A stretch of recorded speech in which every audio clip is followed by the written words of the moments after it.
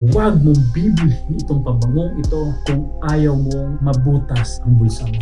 Number 1, kaysa kunin mo itong Paco Rabanne 1 million, bilhin mo ang Carolina Herrera Bad Boy. 9 hours natagal sa balat mo. Pangalawa, kaysa kunin mo itong Dior Sauvage, bilhin mo ang Dior Sauvage Elixir. 10 hours natagal sa balat mo. Bagay ito sa umaga mo hanggang gabi mo. Kaysa kunin mo itong mamahalin na pabango at gusto mo ng quick test, dito ka mag-invest sa Decant Cartel PH. Bukod sa same level, kaamoy niya to at matitest mo kaagad yung magnificent effect nito. Comment Cartel para maggamit mo na ito.